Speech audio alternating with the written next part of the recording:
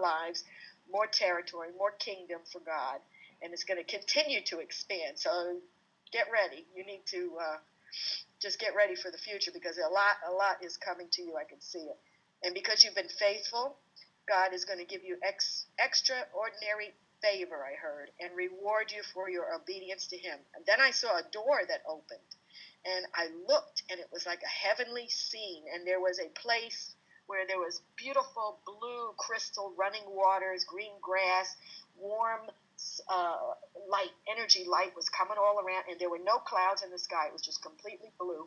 And then I heard for you to enter in and drink of that river, like in Psalm 64, I believe it is, where it says, there's a river whose streams make glad the city of our God, the holy place of the tabernacle of the Most High. So he wants to make sure that you come in and you enter into that rest, because you're very busy doing a lot of things, but you need to take care of that and just drink and rest and just be in his presence and just enjoy it. And that's what I got for you. Happy birthday. Thank you, sweetheart. What that river that you've seen is actually in the Holy of Holies. I've been there before. I've been there twice and didn't actually go in. I stood at the door. But I saw it, what you were seeing right then. And that was probably, 15 years ago. And the Lord asked me why I didn't come in. He said I was waiting for you to come in and I didn't go in. I got scared. Robin's got a word for you. Robin's got a word for you, Olga. Oh, okay. Hey, Olga. Happy birthday tomorrow, by the way. What I saw you walking hand in hand with the Father, and in addition to what Sheila was saying, I saw you as a general. You were wearing a helmet like a soldier would wear in the time of war, and I saw you at the table. You know how, like in the old movies, where you'd see like the general and other soldiers standing over the table looking at the battle plans and what God has for you to implement in battle, and showing other soldiers and preparing them for battle. And that's what I got for you. Anyone else got a word? Yeah, Olga, I can say very much the same thing about the general thing, but you know that anyway. But I saw a picture of a stag, you know, with a full-grown stag, but there's a certain type of stag that has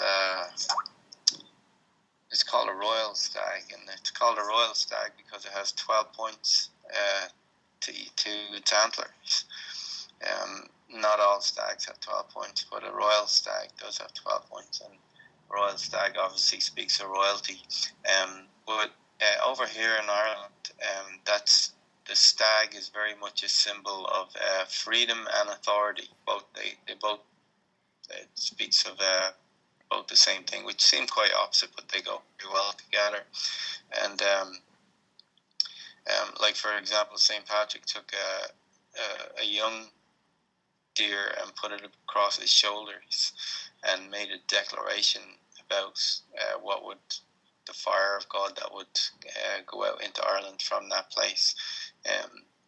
So I can just see it's like I can see an authority that you do carry an authority, and you carry your own anointing and calling. But I would just kind of agree with what other people have said, that there's a place where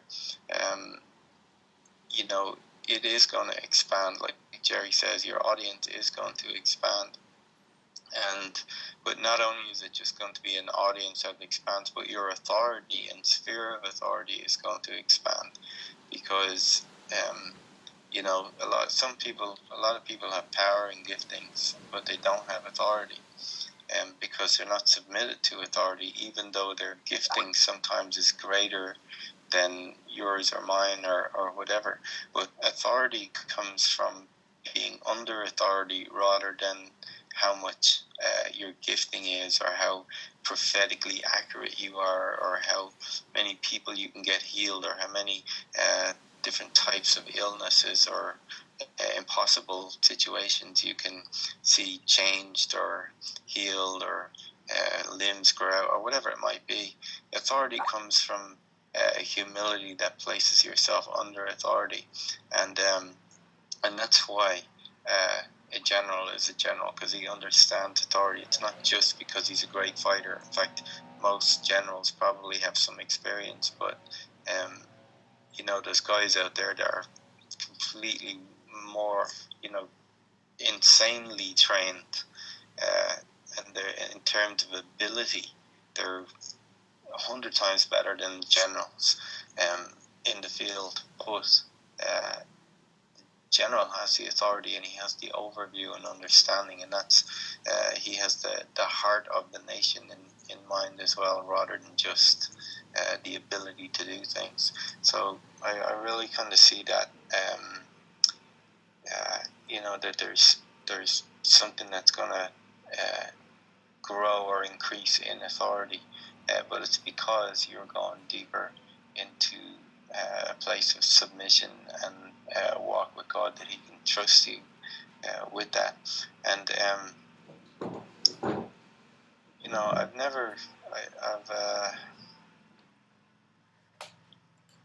there's two apostles named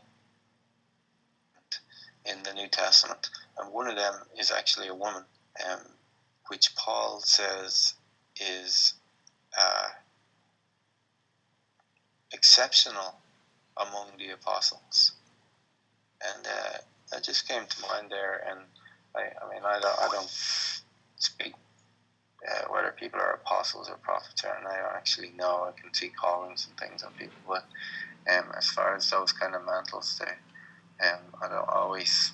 I think a lot of people throw them around, the titles and all, but that just really came to mind, that they're, maybe it's not a very common thing, but I could see you as someone that the Lord would say is exceptional among apostles or women or sons, daughters, whatever it is. You're exceptional among those in your field. So happy birthday. Is there anyone else? Because it's Olga's birthday, and if you're not on the call tomorrow, here's your chance. Even if it's just 30 seconds worth of words, go ahead.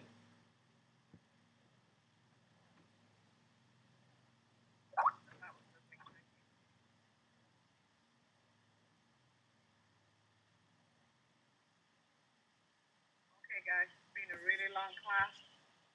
And I think we've got everybody on here except Sola, and I think Sola's probably gone.